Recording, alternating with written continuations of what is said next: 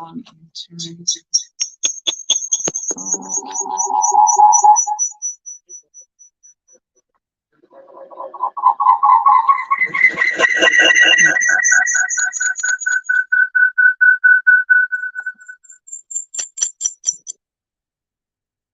Okay. Okay. Kamilah, can you hear me? No, I can't hear her. I, no, I can't hear her. Gosh darn it. I think she could hear me. Oh my goodness. This is horrible. Kamilah, can you hear me? We can see and hear you now. Awesome. Awesome. Having some technical difficulties. Kamilah, are you able to go out and come back in? Look, somebody don't want us to do this, and so that's okay. We're gonna press on. Let's see. Yep. Okay. Great. I think I want the other.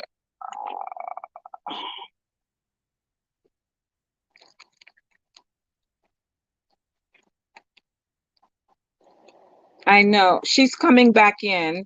She left and she's gonna come back in. Thank you so much for helping. There she is. Hello, are you there? Yes, can you hear me? Oh, I can hear.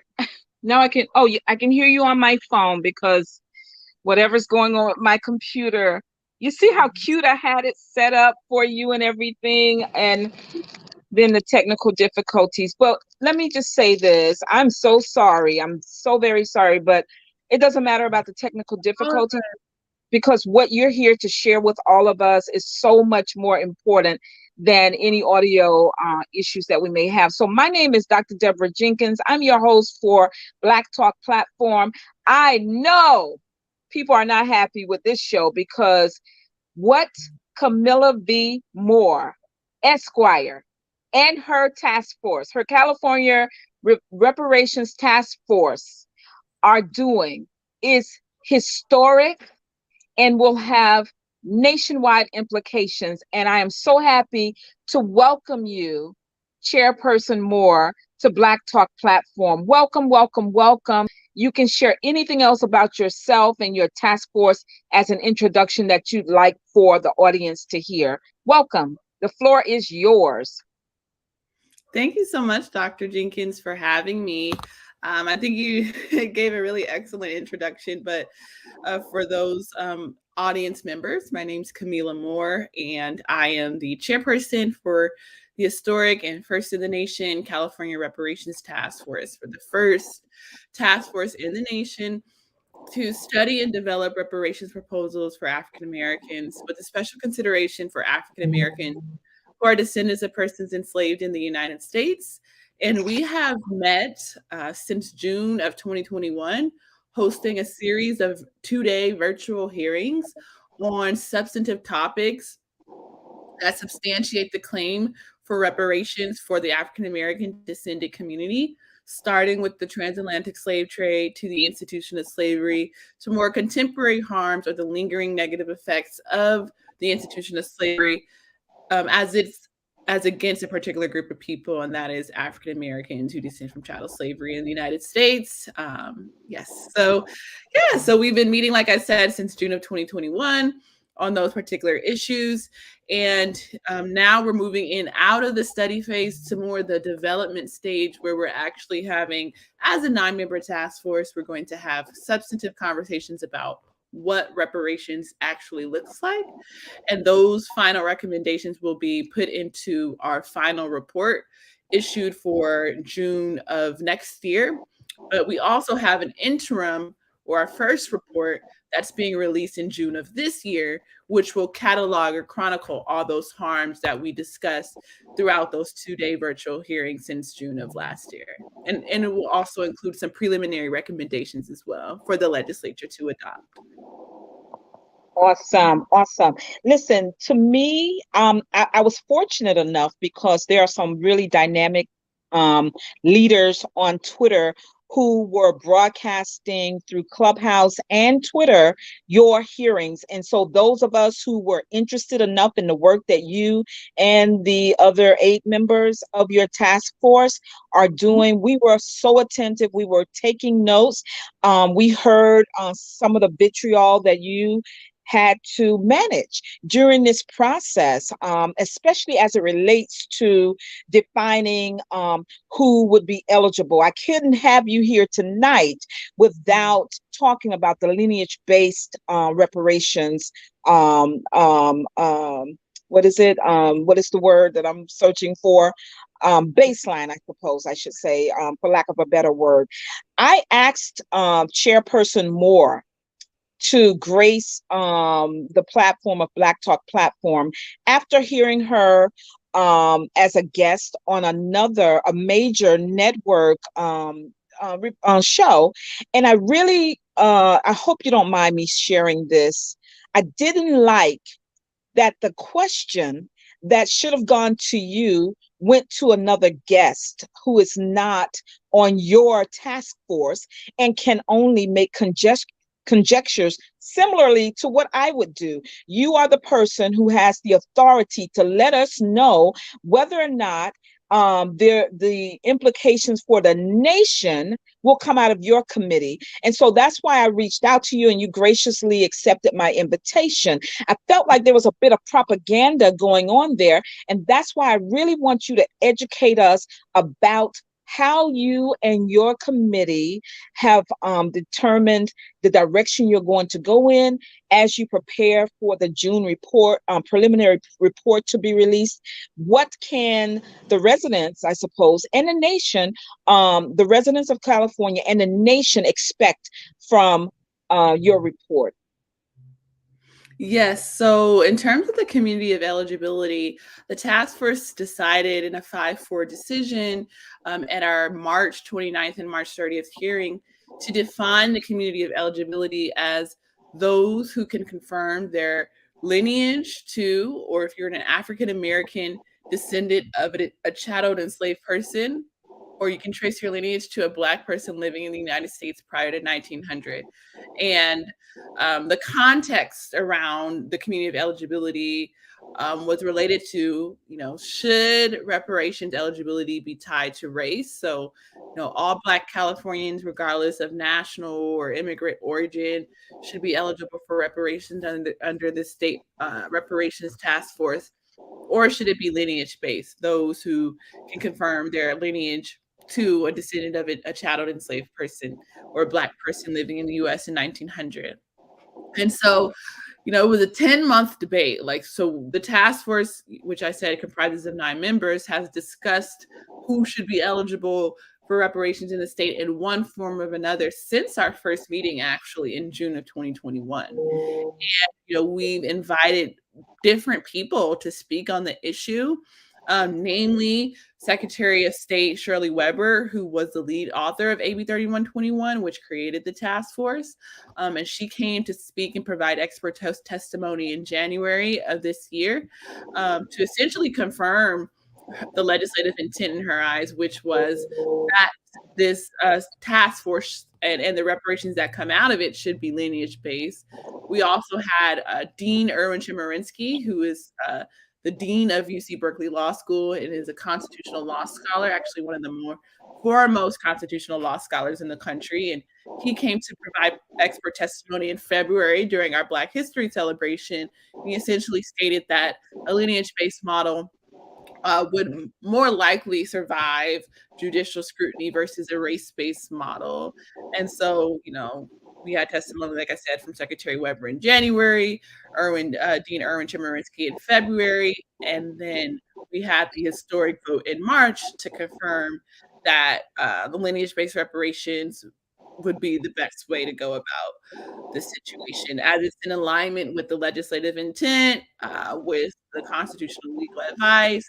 And then I also argued at the March hearing, it's also in line with this long history of lineage-based reparations advocacy in this country, starting actually during enslavement with Black women like Belinda Sutton, who petitioned for reparations from her former enslaver and was actually successful, to Callie House, who was born an enslaved person, but after emancipation, she created one of the most largest grassroots organizations to date, that advocated for pensions or reparations for ex-slaves, to Queen Mother Ollie Moore in 1962, who was a California resident and created an organization and a pamphlet that advocated, particularly in her words, descendants of American slaves. So that's an example of lineage-based reparations advocacy in this country and in the state in particular. And then lastly, also the Black Panther Party, who talked about reparations in the third point of their 10-point platform. They talked about how this United States owes Black people 40 acres and 2 mules for stolen labor. And those 2 mules was indicative of the time lapse, right, between the original promise of 40 acres and a mule and the date when Black Panthers created that 10-point platform plan. And then to now to present, you have everyday Black Americans, grassroots organizers who were largely responsible with working alongside Secretary Weber to create this reparations task force. And so we made a historic decision that I think is morally prudent and legally prudent as well. And I'm excited for the possibilities. I couldn't agree with you more. I think that it is so important. Here I am. I'm in two places, everyone. I'm going to remove.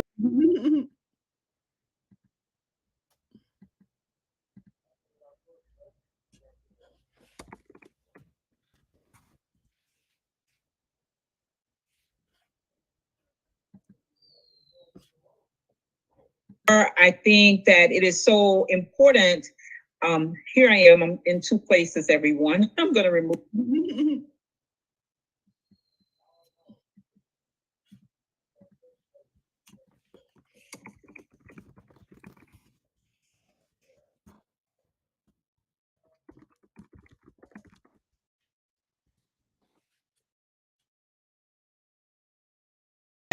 Okay, this is so important. Can you all hear me? Yes, I can hear you now. Okay, it's me. This is so important, and I just don't want to gloss over how the great work you and your task force have been doing for nearly a year was misrepresented for the sake of pushing a narrative that your committee did not determine was the narrative to be pushed.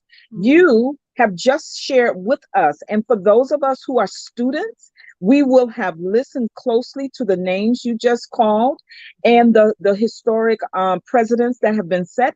But aside from that, Chairperson Moore, you were the legal expert. You are, and that's what you were trying to share, that you believe that there is evidence and that this decision by your committee, 5-4, to go towards lineage-based proof of those who can prove it, that they have this lineage from 1900 or before in the state of California. You believe that this will stand up under scrutiny of any challenges, and you weren't able to clearly say that. And that's why I needed you to be here tonight to share with our audience. How has it been largely received in the state of California? It's so historic what you're doing. How has it been received, you and your committee, and the great work that you're doing?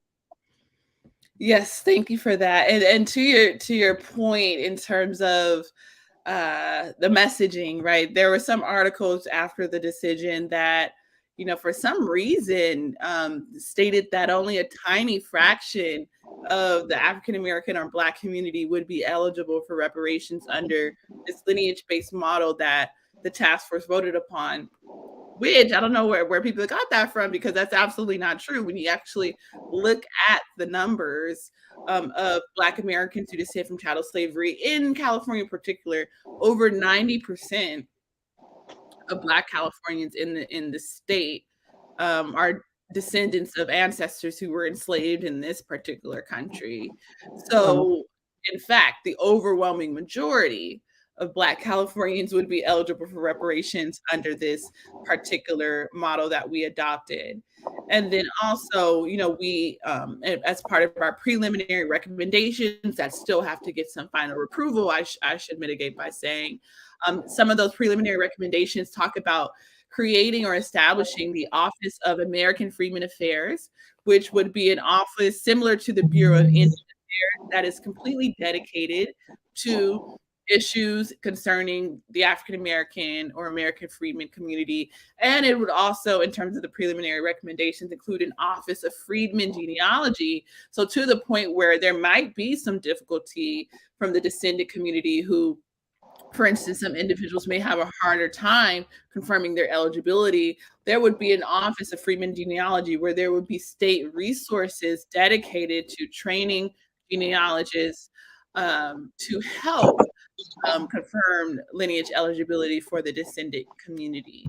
So again, I'm very excited about the possibilities, and I'm excited about getting the communications messaging right. Absolutely, absolutely. And whatever we can do to also help in that vein is what we believe we need to do in order to ensure. Oops, am I not being heard again? No, I hear you. Okay, to ensure that your committee, your task force is not undermined, and that the citizens or the residents of California, as she just stated, that's a huge whopping number of Yeah. African Americans who would be eligible. Did you say at least or approximately 90% of Blacks living in the state of California should be eligible and meet the criteria? Absolutely. Yes. Over 90%. Over 90%. So, Mhm. let's help our brothers and sisters who are in California as this committee continues their great work. How can we as a nation, because, I wanted you to definitely be on my program because, A, this is Black Women's History Month. We know March is Women's History Month, but April is Black Women's History Month. And I'm so happy to round out the month celebrating you and your great work. I hope you're not allowing any detractors to make you feel that your work is in any way inconsequential, because I believe that we can begin to see a groundswell around the work that you have been charged with doing over these next 2 years. And we want to give a shout out to the Honorable Dr. Shirley Weber for introducing and ensuring that the AB 3121 was enacted into law and is responsible for your committee. How supportive has she been for your committee's, your task force work? Oh, she's been absolutely supportive and instrumental. As I said, she was the lead author of the bill before she was elected to be the first African American woman to be Secretary of State. She's, worked alongside, elected officials to get this thing done and passed into law. And as I said, in January, she came to testify and talked about her legislative intent in terms of the bill and who should be owed, and that's something she didn't necessarily have to do. So it just shows her commitment to this work, commitment to seeing the descendant community getting the reparations that they so deserve. So she's been absolutely amazing throughout this entire process, and yeah. Absolutely. And just for you, I just want people to know that you are a bad sister. I mean, you are a Columbia University graduate. No, I don't want anyone to think that your work is not top notch, that you're not top tier. You're committed. You have a committee of task force members who are also committed to bringing a little bit of equity to people who look like you and me. And I'm so here for it. And let me tell you why I'm so dedicated to what you're doing and the reparations movement Mhm. throughout this nation. I want to shout out a candidate for Congress in South Carolina, Greg Martha Marcel Dixon.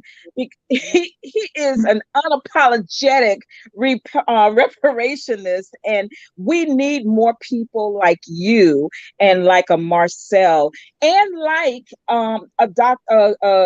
Secretary of State Weber, because Mhm. you all are leading the charge for getting us, our people, descendants of Americans who were enslaved, chattel slavery in the United States, what we deserve. Your work cannot be minimized, and your commitment to it for these 2 years. Is it 2 years? 2 years, yes. 2 years. And I think I heard you on another independent Black media. We're the ones who are leading the charge to get the word out. And so we are always going to be here for you. You were being interviewed, I believe, yesterday on another platform, and you were asked, will you all meet all of your goals because of the speed with which you have to work? How is Mhm. that going in terms of meeting your deadlines? Well, that's a really good question, and I think we're actually ahead of schedule in many ways. So, again, as I said, we've held at least 8 2 day, like 2 days, 9 to 5 each day, at least eight Yes. of those types of meetings virtually since we've met in June, taking advantage of the opportunity to meet virtually. Because if you read the statute allows for the task force to meet in person up to 10 times, and Mhm. get reimbursed up to 10 times. So technically, if you read that, you'll say, okay, we have a limit of 10 in-person meetings. That's what people read it as. And like I said, we've had 8 virtual 2 day hearings, and our first in-person hearing was actually in April 13th, 12th, and 13th and 14th. In San Francisco at the historic Third Baptist Church, where Vice Brown, Pastor Amos Brown, is a pastor. And yeah, so we're ahead of the schedule in the terms of, okay, we've done a year's worth of work, right? Um, Most of our work has been contained in a virtual setting, which is great. We had our first in-person hearing in April. So now we have 9 meetings left, in-person meetings left between now and the sunset of our task force in June of next year. So yes, we are ahead of schedule. And so we're going to have a celebration for the report in June of this year at the state capitol in Sacramento, California, particularly probably in the first Awesome. week of June. So stay tuned for that. We'd love to Awesome. be here in the state. Um, but then also we're going to meet again. Our next official hearing will be in September of this year. So I know people are like, okay, you just had a meeting in April, and then our next hearing won't be until September. Well, there is some intentionality behind that, knowing that one, we're ahead of schedule, and now we have to make 9 meetings last between now and next year. But then also we want to give this opportunity for this summer, for our anchor organizations through our community engagement process to really flourish, so that we can have more community listening sessions throughout the state and in the Black communities, raising awareness about what the task force has done so far, the findings in our report, the preliminary recommendations, and with that summer of coalescing the community, we can start back strong again in September, marking the next phase of our mantle, which is developing the reparations proposals. Okay, that's awesome. Let me ask you, do you have bipartisan support in the state of California for the great work that you all are doing? Yeah, I believe so. And again, I credit Secretary Weber for that as well. When she was a legislator and champion this legislation, she was very intentional in getting bipartisan support, and that's going to be necessary moving forward, um, in order to implement our actual proposals into law. So we do have bipartisan support, and I think we can strengthen that. Absolutely. I believe I heard you mention yesterday, because I listen to other programs. We have to educate ourselves. And so as just to the audience, thank you all for being here tonight. I love the fact that you have attached Queen to her name, because she is the Queen of Reparations. I'm going to put that up there again. I love it. You need to use it when you feel like it. I don't know if this is someone you personally know, but this person has coined you the Queen of Reparations, and that is how I believe you will be viewed in history. Having said that, as we continue to listen and prepare for your next hearings in September, you'll be going around the state, as you said, with listening sessions throughout the state to raise awareness. Are there any particular books? I know you mentioned yesterday that you have Dr. Darity, I believe, as one of the advisors to the task force. Are there any books that we all need, or you would recommend that we read, so that we can become a little bit more familiar with this whole movement? And many of us don't know those names you mentioned, the Cali houses of the world. We don't know that any intentional work has been done on our behalf, as I like to call us B1, in the vein that we are using it in social media, and has been given to us by Professor Black Truth, and others like him. Meaning a distinction is being made, right? Are there books that you would recommend, not necessarily as the chairperson, but in your own preparation for this great work, that we should be reading? Oh yeah, that's great. Great question. Definitely.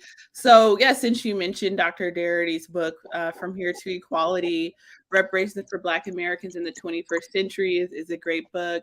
Also personally, I've read books like My Face is Black is True, which is written authored by Mary Frances Berry, and that's about the life of Callie House and her reparations advocacy.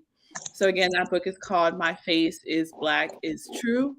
I guess other books I would name that I think are informative for me personally in my work.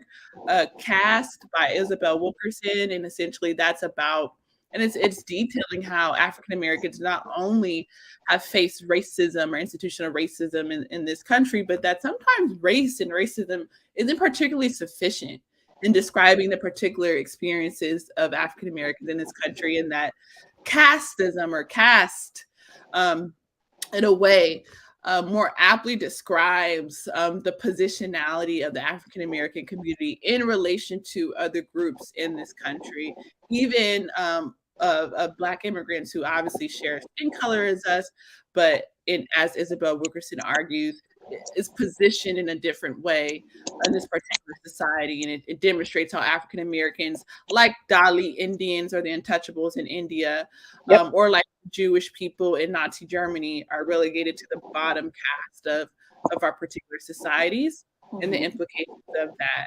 So yes, so there's Dr. Darity's book, there's Caste, there's My Face is Black is True.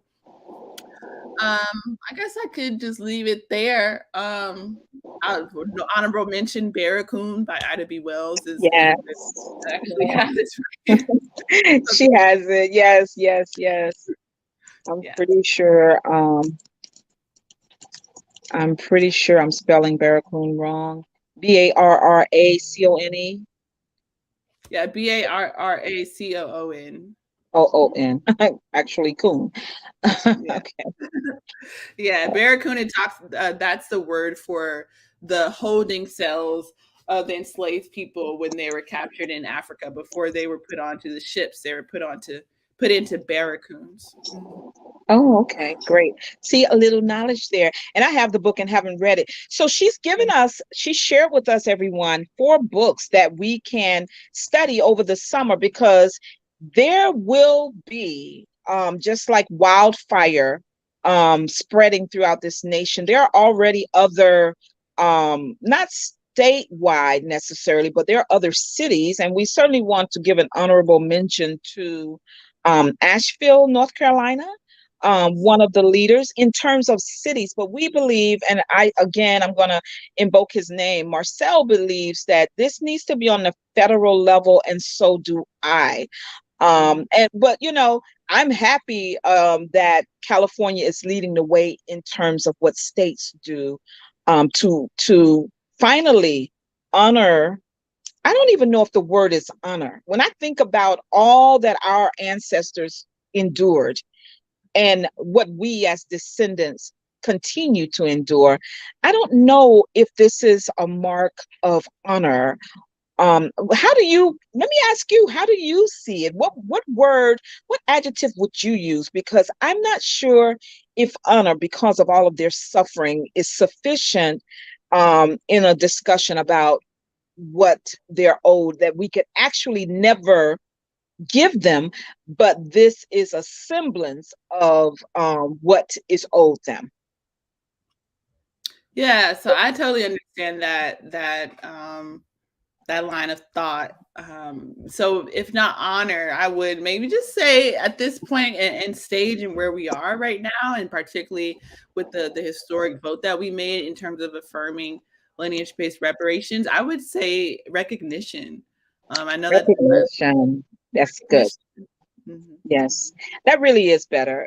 That's a much better word, because there's absolutely no value to be placed on the harm that has been caused to our ancestors in this nation. And but the work that you all are doing to try to, um, what was the word you used again? Because I'm always at a loss. Yes. Recognition.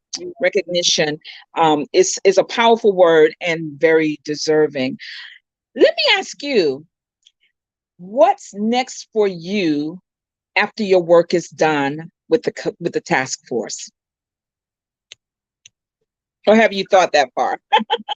Ah, taking it day by day. But I mean, what's next? So I mean, before I was a part of this task force, I was a transactional attorney working in like intellectual property, entertainment transactions, and I'm still very much interested in that work. And so probably will return to that work in some way or capacity. But to your point about reparations really being a federal effort, I'm looking forward to, continuing to be a part of the grassroots reparations push to push for federal reparations. And maybe hopefully I can, utilize my experience as a task force member and chairperson of the historic committee to continue to push that as an issue and hopefully help to make that a reality. And then also to the point where there are different states in this country who want to do their own reparative or atonement efforts as well.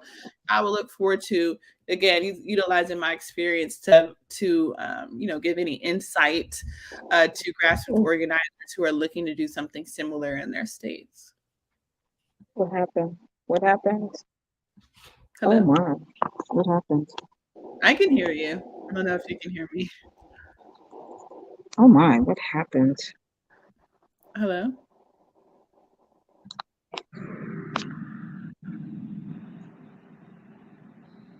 Who are looking to do something similar in their state.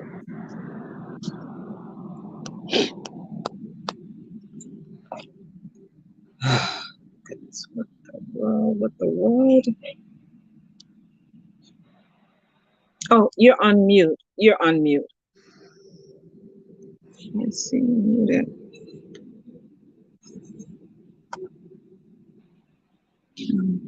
Are you able to unmute? Yes. Can you hear me? No, I still can't hear you. Oh. Oh my goodness.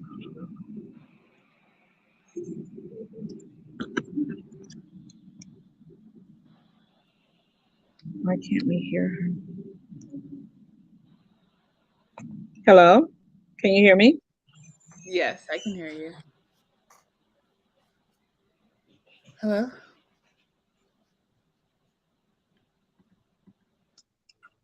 Wow. Hello? Hello?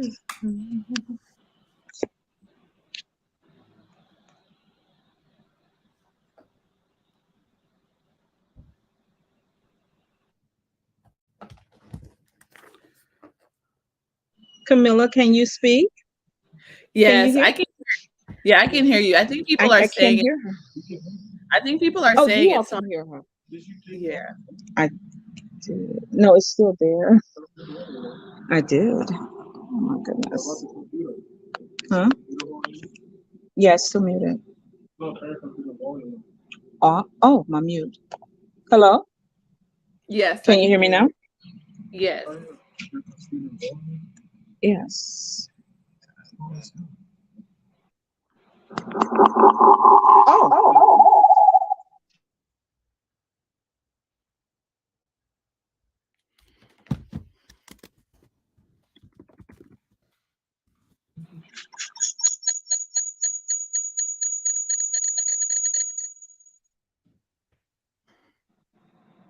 can you hear me?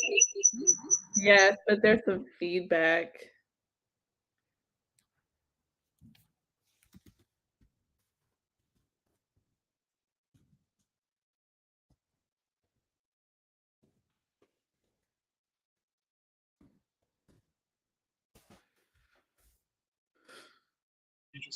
Can you hear me? Yeah, I can hear you. No, I can't hear her. Oh. Where were you listening to her before? I was listening to her through there. Do you have headphones? I don't know. Do you have headphones? I don't. You don't know if you have earphones? I don't have any. Oh, I'm crying here. I am crying here. That's okay. I You can try know, to I come don't. back in and out if possible. I can't relax. I'm so upset. Oh, she laughed. Hmm. In my she's back. See if I can get her back.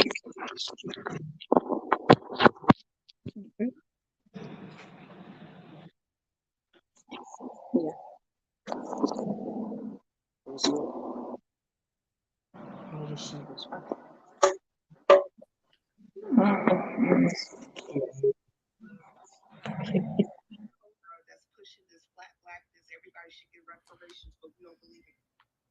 Hi, can you hear me okay? Hello? Can you hear me okay? Hi. Hi. Can you hear me? Yes, can you hear me? Yes, yes. Oh my goodness. It's okay.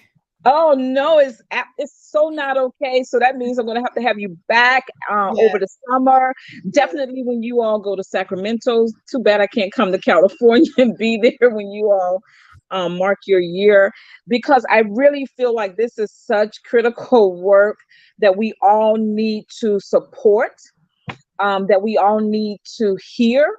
I love the 4 books that you recommended. Um, so that we can educate ourselves as your work begins a greater movement across this nation. And I feel so good knowing that you want to continue the work as it does spread out throughout the nation, while you're also doing the legal work that you enjoy doing, so that you can also receive another type of personal gratification. If you had a wish list of 3 things, Chairperson Moore, that you would like descendants of enslaved people, Black people in the United States, to do for you to support your work, what would those 3 things be? I know you probably haven't had a lot of time to think about it, but I just want us to be as supportive and helpful in your work to you as we prepare for the wave that's going to come across the country as a result of your work. We want to be supportive of you. What would those 3 things be? I think the first thing I would say is uh, continue to talk to your elders. If you Mm. haven't already, start talking to your elders to recognize and honor their histories and their legacies. That's also going to be important not only for a state reparations push, but a federal reparations push in terms of confirming your genealogy. And who better to kind of get those stories from other than your elders? it's your privilege to have them in your family. And then second, I would say, um, just continue doing what we do. Like Black Americans, there's so many rumors about, if we get reparations, will we blow it on this or that? And there's data to, um, that states that we are one of the best people in terms of Americans, in terms of how we save our money and things like that. So I would say continue being excellent. African American community is excellent. So I would just say continue being excellent. Talk to your elders, continue being excellent. And then three, just learn about reparations, see about how you can be involved in the reparations movement, but more largely, just continue to stay involved in your community, because as this reparations push gets more concretized, we need to have already established connections within our own communities to leverage. Um, like I said, a larger grassroots push for reparations on the federal level. So I guess I know that's probably like the last two that I mentioned are kind of ephemeris, but one, talk to your elders so you can start getting reparations ready. Two, continue being excellent, continue saving your money, continue being prudent in all aspects of your lives. And then three, um, yes, what did I say the third one was? Oh yeah, just stay involved in your community. No, We'll those get are involved in the excellent. reparation movement.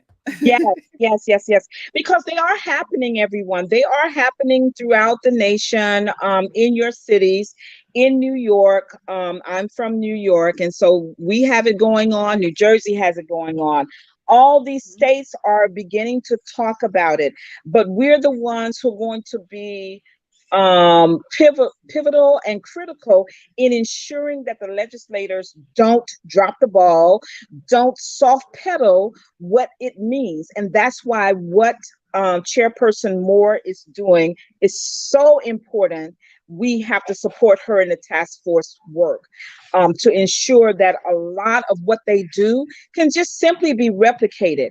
To be sure, each of the 50 states are different. We have Yeah. different rules governing all of us, which again speaks to the need for it actually to occur at the federal level. But we're going to take what they're doing in California. We are very happy with what you all are doing in California. I wish I could send all 9 of you a nice gift, all under $100, right? Just to show you how much we appreciate you and this great work that you're doing. Listen, you have a friend of in Black Talk platform where we talk about everything that involves Black people, descendants of chattel slavery in this country. Um, what what I'm making my mission is to continue to lift up the work that you are doing, people like you throughout the country, and use any platform that God blesses me with to educate our people, because a lot of it is about learning what we don't know. A lot of politicians are not even talking about reparations. And I'm talking about Black politicians, which is why we're going to always give kudos to Secretary of State Weber, because she has put her money where her mouth is and she testified before your task force. She could have, as you said, just left it alone. I've done my part. I have an election to run, but that was a campaign to run, rather. But that was not her stance. That has not been her stance. She believes in this. We want to see more Dr. Shirley Webbers throughout this country so that we can finally get what we deserve. Why must we always be at the bottom rung? And people will say any and everything else other than we've never been given what we deserve as descendants of those very strong, mighty warriors who we call ancestors endured. And I just so appreciate you. I so appreciate you. Yes, I'm going to read it. I'm going to go home. I am home. Finish. I'm going to read it. It's on my Kindle. I'm going to read it. Listen, the 4 books that the chairperson has shared with us, I really want everyone to go and share out this video, even with all of the technical difficulties, because I allowed her to share what was most important in her opinion that we needed to hear.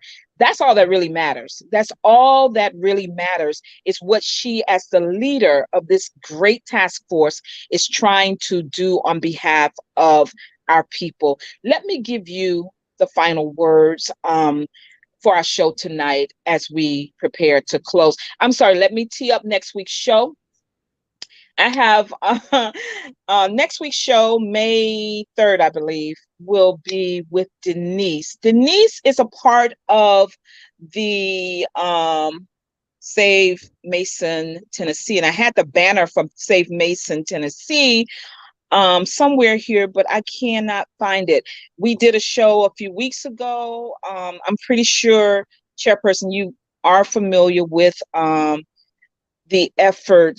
I'm scrolling now, the GoFundMe for Save Mason. Shout out to KD and all those who helped bring awareness to the comptroller of the state of Tennessee's takeover push in the city of Mason, Tennessee, which is a predominantly Black town which has had a charter for over 100 years, and they have been leading a grassroots movement to help save the town from losing its charter. I am scrolling across the banner beneath our pictures, the GoFundMe. But if you just type in Save Mason, Tennessee, TN, in GoFundMe, you can find it easily to make a donation. We are about everything we say. We are very consistent, and you will hear me continuously repeating the work that the chairperson is doing as the leader of the California reparations movement. But next week, we'll have Denise, and Denise's last name escapes me right now. But she has a 3-point plan that she came up with as a result of, I believe, Charlie Chris, and I may be wrong about that, and she'll clarify everything next week. We're in education mode now because we have to know what matters most to Black people in this country. And if we don't have people like Chairperson Moore sharing with us the things that we need to know, guess what? We will continue to only listen to Democratic talking points in order to make informed decisions when we go to cast our votes. We want to go deeper. We want to see people who are actually doing things that will bring tables to our community, and that is people like Chairperson Moore, who gets the last word. All for being here. Chairperson Moore, would you like to share with us? Yes, thank you again, Dr. Jenkins, for holding space for me to educate your audience and viewers about the historic nature of this task force and the work that we've been doing over this past year. And yeah, I'm really looking forward to coming back on, if you'd have me, to continue to educate your viewers on our historic efforts as it relates to our report that's being released in June, to other areas of our efforts, like our community engagement plan and process, and then obviously the final recommendations for our second report, which will then be turned to the California State Legislature for adoption. So again, thank you so much. Thanks for holding space and affirming lineage-based reparations and the long storied advocacy of lineage-based reparations in this country and in the state in particular. And I'll probably be in New York soon, probably in the next couple of months or so. So I'll definitely contact you. Maybe we can have lunch or something. Please do. Okay, and that'll be my gift to you. And you can we'll eat $100 worth of food, and you can just tell the others that we ate on their behalf. Okay. But it will be my treat and my honor to meet you when you come. Please stay in touch with me, Black Talk Platform, whatever you need, any information you need me to push out, I'll be happy to do it. You have been a blessing. Thank you so much. Chairperson Kamilah V. Moore, Esquire. Don't miss that, you all.